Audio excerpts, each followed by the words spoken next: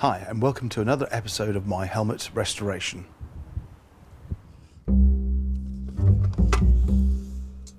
So the first thing to do was to remove the post-war chin strap retainers.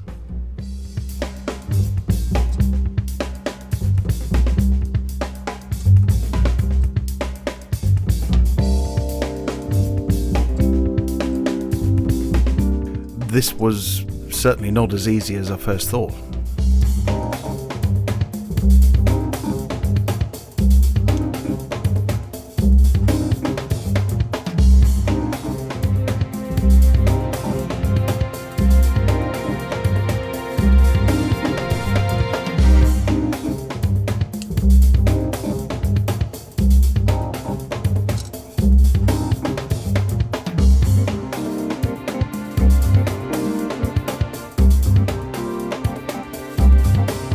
Having managed to get the first one off, the second was fairly straightforward.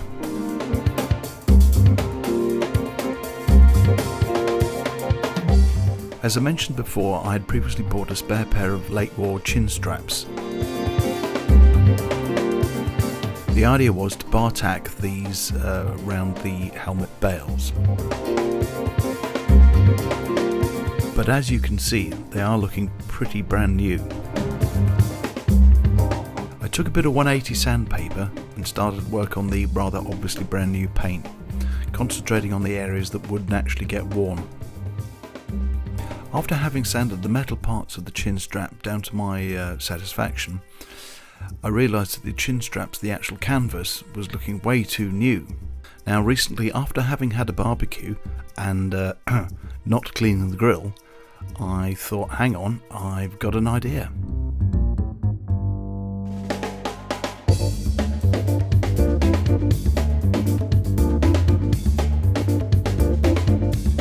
And I think you'll agree that worked pretty well.